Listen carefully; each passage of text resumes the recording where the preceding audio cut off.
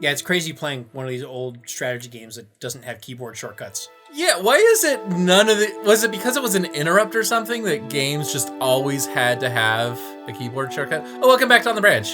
Sure, yeah, back to On the Branch, where Jason is going to tell you about his show.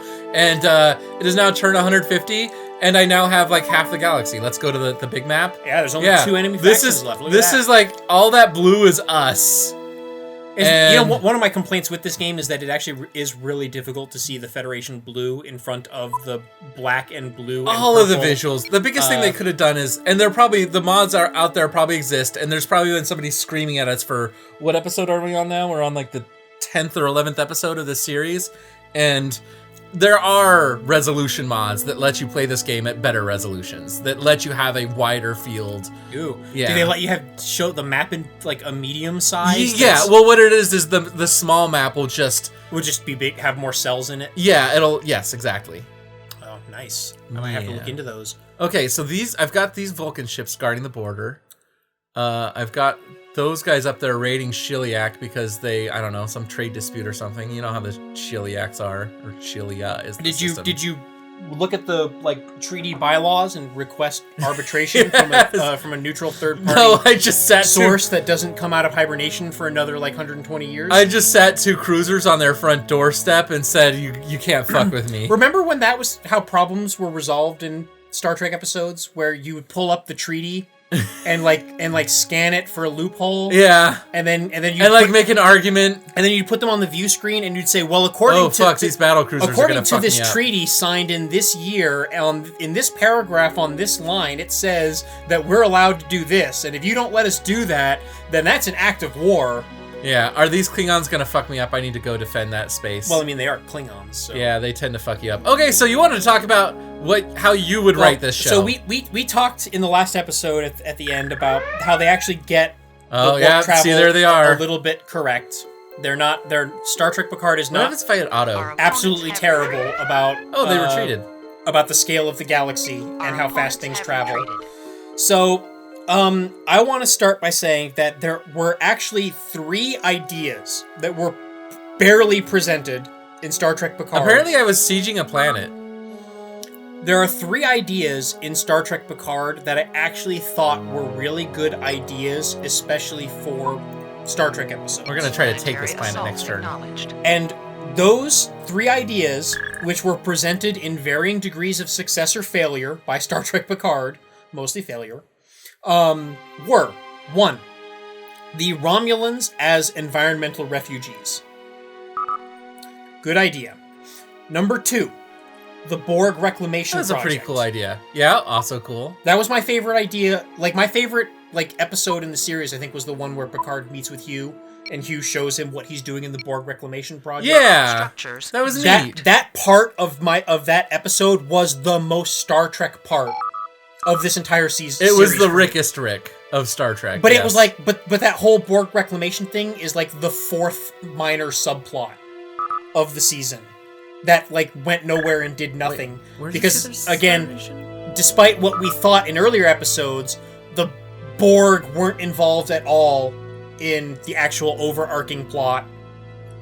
So there was actually no point at all to including them. There's a lot of that in the show. And Hugh's death is made even more meaningless by the fact that his subplot, went nowhere and did nothing. Okay. But whatever. But it was a good idea. Yeah. Again, they fucked up finishing the execution of it by putting it in this show, as opposed to in a better show. But and then the third one actually touches on something that we talked about, I think 1 or 2 episodes ago, which is the idea of Data's consciousness living in a simulation and him wanting it to end. Yeah. That's a solid sci-fi, a sci-fi concept. And he could fight for his rights. Unfortunately, it's something that's thrown in as an epilogue in the last 5 minutes of the last episode. Yeah. It's an afterthought. Even though, it bookends the entire series, so it's kind of what the whole season should have been about, because it's how it starts and how it ends. Mm-hmm. But then, nothing else in between is about that. So again, an example of really bad writing. If the writers had gotten into a room and were competent and put together a show, they would have said, hey, maybe this thing that is like the opening scene of the show and is like the major point of the epilogue of the show, maybe that should probably be a through line of the entire season. Maybe. I don't know. But maybe this is why I'm not a movie or TV writer, and I'm just an amateur blogger with a YouTube channel. This series definitely needed a script doctor. At www.megabearsfan.net and also at YouTube/megabearsfan. Thank you. So, why did I upgrade if that? I were in the writing room of Star Trek Picard... All right, lay it on me, because you have not told me any of this. So I wanted to react to it. Here are the ways that I would have taken those 3 ideas, which I think are the best ideas, the only good ideas, and also, therefore, the best ideas that the show had going for it, and I would have run with those. So, like, this is going to be a complete rewrite, but I am going to take some of the things that the show tried to do, and I'm going to go with them, right? Okay. So, I would say instead of having this apocalyptic plot about conspiracies to destroy all life in the galaxy, and that being the overarching thread of the entire season and what every episode is about, I would have instead broken the series into, or the season into a series of episodes that are maybe each about 1 to 2 hours and are standalone. Okay. No overarching plot thread. Or maybe they tie together like... Or maybe the overarching plot thread is like Picard working to like relocate the Romulans or something like that. But we'll get to that in a bit. So I have ideas for 3 of these 2-ish hour long episodes, like 90 minutes to 120 minutes is what I'm thinking for each of these. Okay. And I want to say that is one of the nice things about having TV and Star Trek in particular on streaming platforms. Yeah, as opposed to on the pacing network is good. syndicated TV, is that if you need 5 more minutes to tell your story, your show can run for 65 minutes.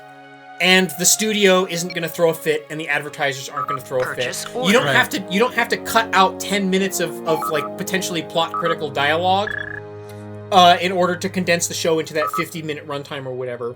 And I saw the uncut version of The Measure of a Man, which I think is on the TNG Blu-ray version. I saw that they put it in theaters. A few years ago. Yeah, I remember they did the theater showings in the movie theater, and there's like 3 to 5 minutes of additional footage that's in that that was cut from the final like broadcast episode that like actually helps to explain a little bit more of what Bruce Maddox was trying to do. So wait, why Data objected to it.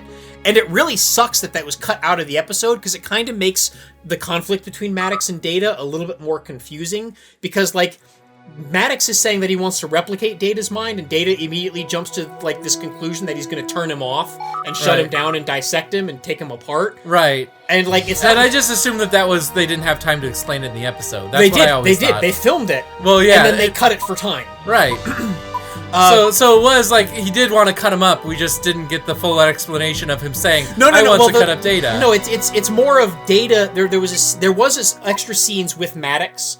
Explaining things and characters interacting with Maddox, but there was also a scene where Data, like, more, I think, adequately and fully explains the idea of, like, them probing around in his brain has the potential to, like, destroy the essence of who he is. Like, it could kill him. He could accidentally kill him. I think they made that kind of clear that, like, They did. There's, like, one line of it, but there's, like, a conversation about that in the uncut version, which, or at least this was a few years ago that I saw that, so I could be misremembering, but I remember it was something that made that a little bit more clear. Why Data, like, what Maddox is trying to do and why Data objects to it. But anyway, that's a total tangent that has almost nothing to do with what I'm about to talk about. So, I have outlines or pitches for 3 episodes, 3 revisions of episodes for Star Trek Picard. The first episode is about the aftermath of the Romulan sun exploding. Picard wants to evacuate the affected Romulans, or wanted to, I don't know, this could happen, years ago as it does in the actual show, or it could be happening, right now. It could go either way. So, Picard wants to evacuate the affected Romulan worlds into the Federation, and he has to have a political and diplomatic fight against a vocal political minority who, for various valid reasons, don't want to offer aid, relief, or resettlement to the Romulans. And that would probably come down to the fact that, as I mentioned in, I think, a previous episode, the Dominion War would have destroyed a lot of the industrial infrastructure that the Federation had. Right, because they were constantly going back and forth and destroying each other's shipyards. Remember, the Dominion invaded Earth during the Dominion War. They had at one point occupied Beta Z. They had the Federation on the ropes. Like, the Federation was ready to surrender. Right. So this was not like a couple of border skirmishes where like out frontier fringe worlds were the ones affected. Like, the Dominion struck at the heart of the Federation and like crippled shipyards, crippled industrial infrastructure. So it would actually make sense for Star Trek Picard to have explained that, yes, that is the reason that we don't have the resources that we used to have, and we can't allocate resources as freely as we used to be able to. So there would be some member states of the Federation who would say, no, our systems need these resources. They were promised to us. They were allocated to us. We have problems that need them. You can't just give them to the Romulans, no matter how much of a crisis they're in. And then imagine what else you could do. You could make things so much more beautifully gray. You could have lines about, well, the Romulans did come through for us in the Dominion War big time. Right. You know, they could have, well, the Romulans have been did hold the Borg off for 30 years before the Federation even knew they existed. And then you could, like, bring in that extra lore in a show like that of, like, oh, hey, here's the background that, like, we've talked about in the tech manuals but never said on screen. Like, oh, yeah, to remind you, like, yeah, the Romulans know who the Borg are. Right. So that would be a whole episode that would basically be a political debate about the merits and the pros and cons of providing aid and relief to refugees. Which would be very topical. I don't know. That doesn't sound very Star Trek to me, Jason. Yeah, I know. So you know what? Scrap that idea. It's terrible. Let's go on to episode 2 and see if it's just as bad. So episode 2 would be about the Borg Reclamation Project. Okay. So while Picard is traveling into the former Romulan territory to like meet with diplomats and stuff like that and organize the relief efforts, he's like, hey, we're gonna be passing by this artifact, which is this reclaimed Borg cube. I heard Hugh is working there. I'm kind of interested in checking it out. So he travels to the artifact and meets with Hugh, and then we would basically have almost exactly what was in that one episode of Star Trek Picard. Just a longer, better version, because you can.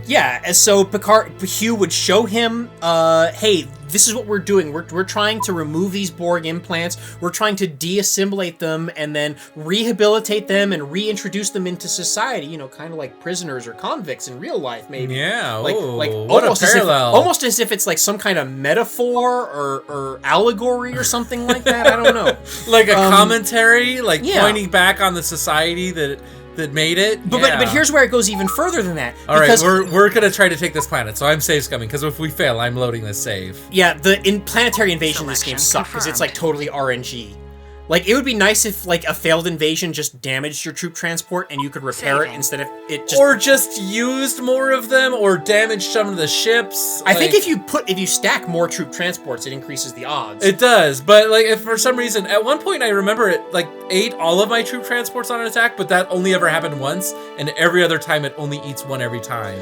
If I remember correctly, I think, like, there's, like, a count of how many troops are in the troop transport, and, like, it needs to... In order to, like, have a good chance of conquering the planet, it needs to like meet or exceed like the population units or something like that. And then there's like math to do with like the what did I just say? The shield generator. There's math on the shield generator and orbital batteries. Anyway,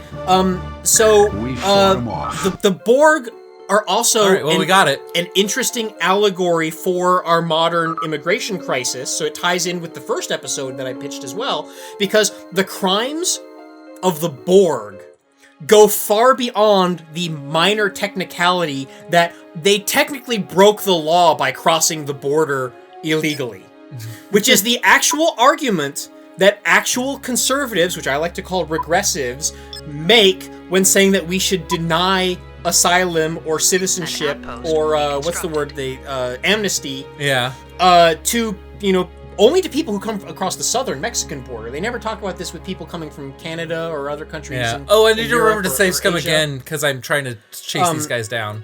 But the Borg's crimes go so far beyond that like, I mean, they're truly villainous. There's very good reasons perfectly valid reasons why people in the Federation would not want former Borg being reintroduced into the population.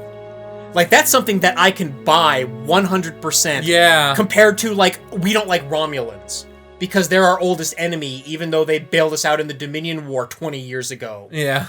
They were our enemies 50 years ago, so I don't like No, they them. were our enemies 200 years ago. Yeah. That would be like us saying now that like we're England. not gonna that if a hurricane took out London, we wouldn't provide aid to England because the British burnt down the White House in like 1812 or whenever the fuck that happened.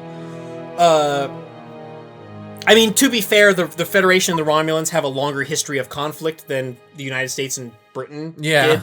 So I'm exaggerating a little bit for hyperbolic effect, but still. So what Hugh does that I liked in that episode is that he presents the Borg as victims, right? He even has a line. He says, they're not monsters, they're victims. Mm-hmm. And that's episode. Very clearly meant to tell you, the audience, like, remind you, like, hey, somebody in this shitty situation, not just in this show, wink, wink. Yeah, I get it. Yeah, and and the fact that could have been a really good episode on its own.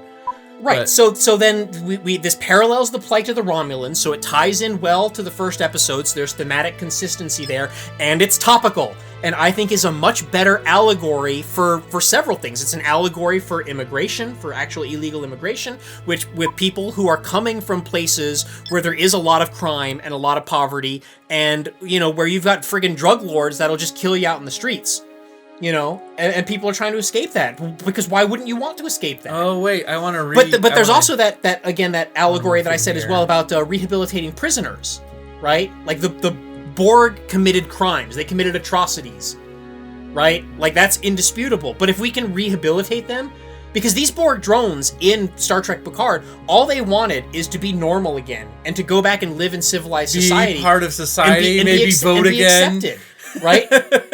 like you know, and I mean, to be fair, they didn't have control over the crimes that they were committing. Right. So it's like somebody who's maybe mentally unstable. Or like society has put them in a position where they're more likely to commit a crime because they haven't had control over their lives. Right. So I think that would have been a fantastic episode. Like, doing something like that, where that's the whole episode, not just a 10-minute bit of an episode. Jason, for those of you at home, Jason paused to lean over and see how long he was talking for. Yeah, do I have enough time to talk about my pitch for episode 3? I don't know. What do you think? You know what? Do we want to run for longer? Or do we want to? No, let's go. We can do 2 more episodes. Episodes 3 and 4 next time. All right. So now there's a cliffhanger. Dun dun dun dun. Yeah, mid-season dun dun dun dun dun dun dun dun.